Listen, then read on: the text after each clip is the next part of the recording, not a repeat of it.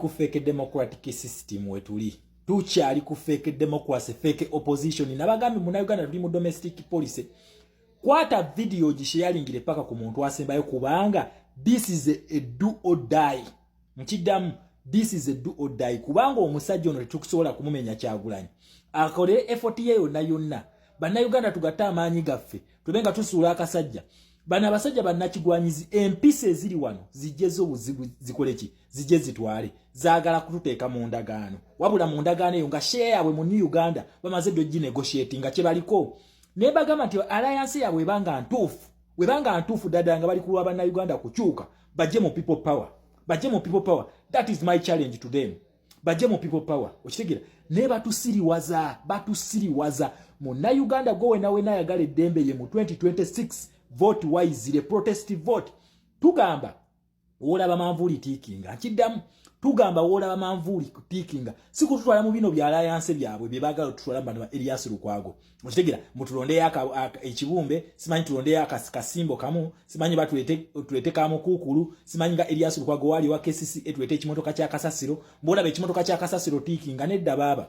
fe tugamba teri bya alliance wemba mwagala muje mu people power movement jimba mwegattire eyo obasite mwagala people power movement back off mubireke okitegera period the thing is simple okitegera ekintu ekyo muna Uganda njagala otunuulye ekifaananyi kino okiraba olaba ekifaananyi kino njagala okyetegereze kiki kyolaba mu ekyo ekifaananyi kiki kyolaba gano gwe buyinza bwa Uganda nakugamba his excellency Kyagulanyi ke yakwata ku peesa eryo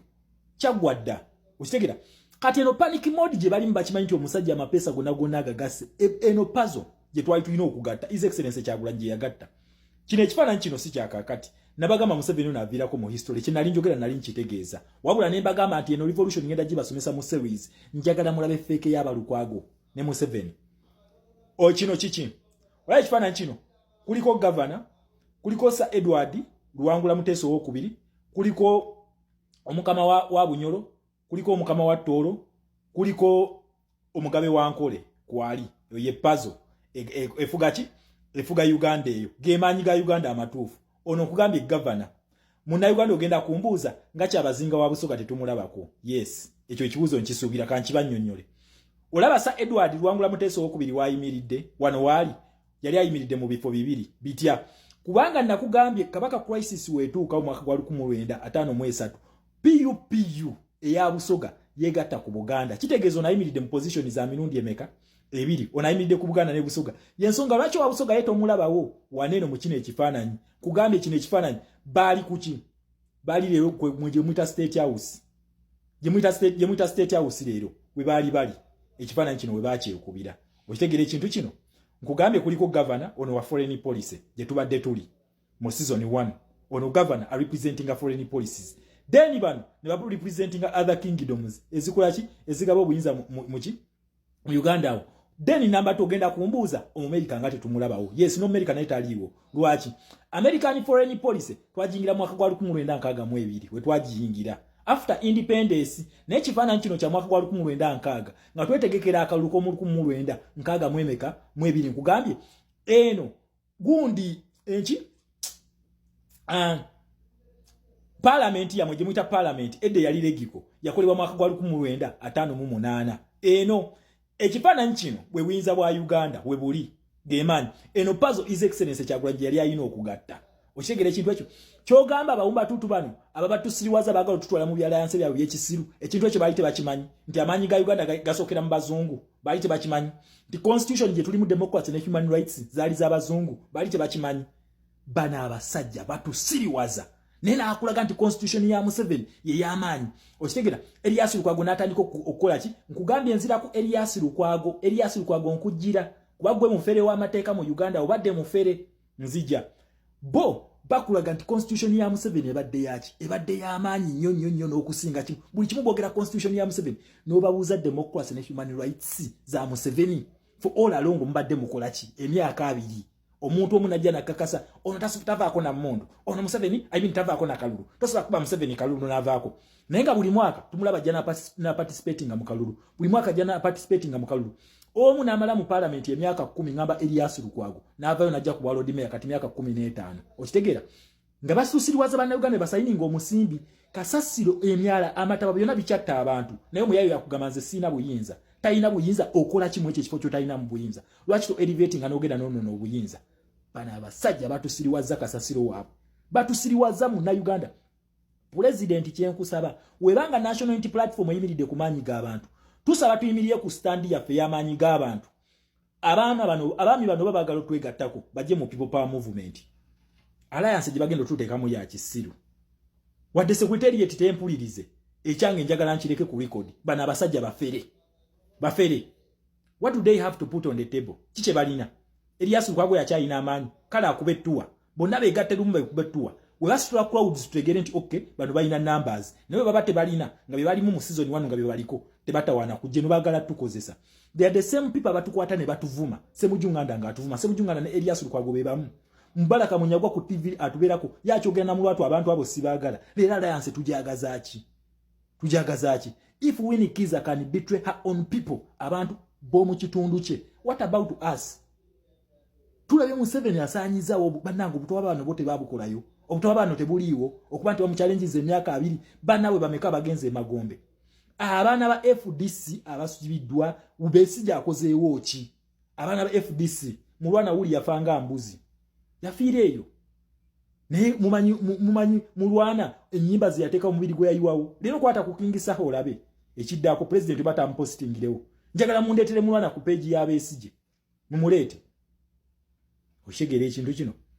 bana abasajja batuzanyidde ku bwongo so kino ekifaananyi kino ye power ya Uganda yeyo others zino bazibalanga chiefdoms kubanga nakugamba nti akaluko mwaka gwa 19 nkaga mwebiri teka Uganda yona teyalonda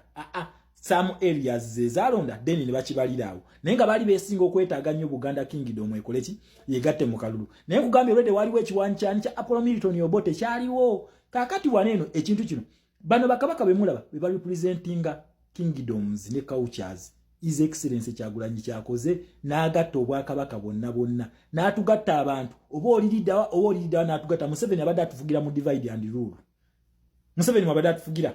ne ba Elias Lukwago nga no bali mu divide and rule we bateekawo butalo lero DP erwanye ne FDC simanyi FDC eganye okwegatta ku gundi buli bagamba unification uli wabadde boogera ku alliance ebibiina bino nga bigaana okwegatta nga tugamba ekyatulemesezza okuwangula Museveni ebibiina byaganye okwegatta naye mukakasa nti ebibiina bibadde bijjako Museveni kino ekifaananyi mulimu ekibiina kimu kino ekifaananyi bantu be baliwo one nkugambe ono governor representing foreign policies then banena bakabaka abasigadde bali representing kingdoms chiefdoms teziriiwo nkugambye kingdoms kwa kingdoms zezigaba obuyinza mu Uganda okitegere ekintu ekyo they are the majority population these are the majorities okitegera mu Uganda mu system these are the majorities kingdoms kugambye busoga teriiwo olw'ensonga bali bakoze alliance ne Buganda okategedde akantu ako so ne baneno bo batuzanyira ku mitwe nakugambye tuli mu foreign mu domestic policy kati tuli mu domestic policy Elias Lukwago imwe over my dead body ekyo kyonki bakakasa I will expose you to the fullest basajja mmwe bana abasajja bankwe nnyo woboyagala abasajja bakyasinze nkwe nkugambye bano His Excellency Kyagulanyi bwe bamulaba babala musuwa gwa bulamu bagala kumutema bamutte kibaliko abo bagala kumutta kuba tomanyi kyabasuuzizza ekisooka ekifaananyi kino yagatta puzzle yeyo yennyini kino kye nabagamba we yali ali waneno ewali governor watudde nabagamba ono omusajja ekigenda okujja mu Uganda awo just watch the space okitegera kati bonna bali mu panic mode balaba kaliya zaabwe zigwa these career politicians nakugambye Elias Lukwago emisango gy'abadde awangula abadde agiwangulira ku ssimu basooka kwekubira na mulamuzi nagaa kati ndeeta omulamuzi guno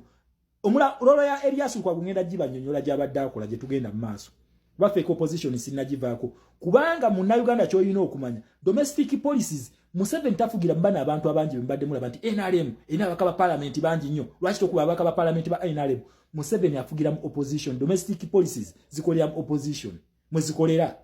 kubo kweguli sente Museveni mwabadaitiri okufuna sente Museveni mwabadaitiri okusportinga abantu abatamuwagira Museveni mwabadaitiri okukola buli mivuyo gye